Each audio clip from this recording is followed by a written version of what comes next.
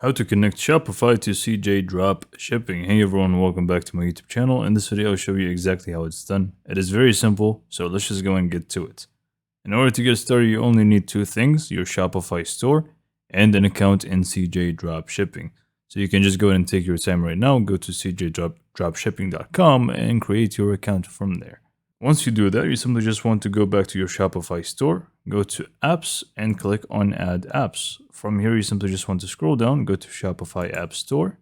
And then from here, we simply just want to search for CJ Dropshipping. They have an official app in the Shopify App Store. So we just want to search for it and download it, or install it, I should say. So once you search for it, it's going to be this one right here. You can't really miss it. So just go and click on install once you find it.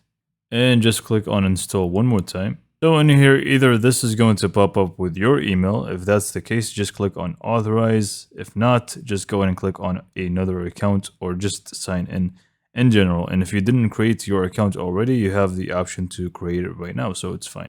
So it may actually ask you to log in or sign in one more time, but after that, you're pretty much connected. All you need to do now is just find your products and import them to your Shopify store. So let's say I just want this product right here, the first thing I saw.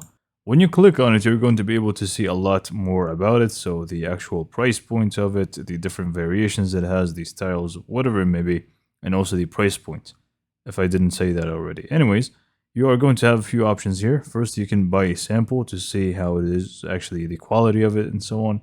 And you can also feel free to list it if you want to add it to your products in Shopify. So if we just click on list, it's just going to give me the different options that I can adjust. So here you're going to select the store that we have just connected.